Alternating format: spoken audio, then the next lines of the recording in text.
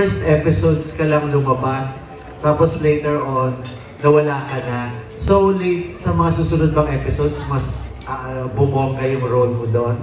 Nagulat nga din po ako kasi nung kinast po nila ako, ang pinaalam lang po nila sa Viva is 3 taping days. Okay.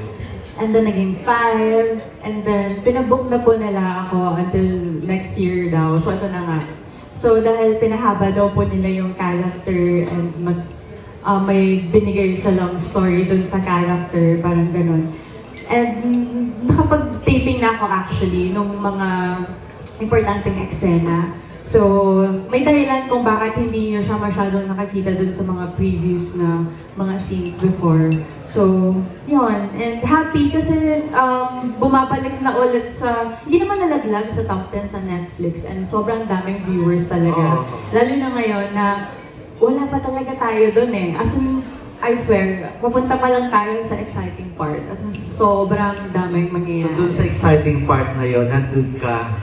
So, mas lalaki yung role mo. Kasi, ang role mo dun, connection mo lang kay Enzo na namatay na. Tapos, kay Kyla na nawala rin si Kyla, di ba? So, mas lumaki yung role mo doon ngayon.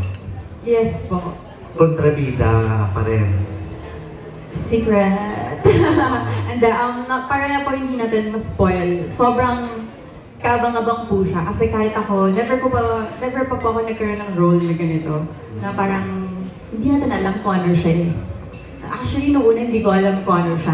Kasi wala naman kami like yung, hindi namin alam yung story kung saan pupunta. Wala kaming finished na script. Kasi dumadating yung talaga sa amin. So, nung nalaman ko na magiging ganun yung flow ng story, na-excite na ako na parang, oh, okay. Exciting. Kasi never ko pang nagawa yung ganitong character. Maraming layers, ganun. Last na lang, kanino ka mas naging close doon sa mga cast? Bago po ako pumasok doon, magkakilala po kami ni Donnie. Kasi may mga common friends din po kami and may movie sila na lalabas this year. Malapit na, 24. So marami po akong kakilala na part nun. So doon kami unang nagkasama. Kasi best yun. Yun po. So naging friends kami. Bago pa ako pumasok ng Can't Buy Me Love. So yun, medyo familiar na din. And so kay Donnie ka mas close doon sa mga cast? Kasi kay Kyla po, kasi lagi kami magkasama. Pero si Donnie po yung kakilala ko bago po ako pumasok doon. Okay.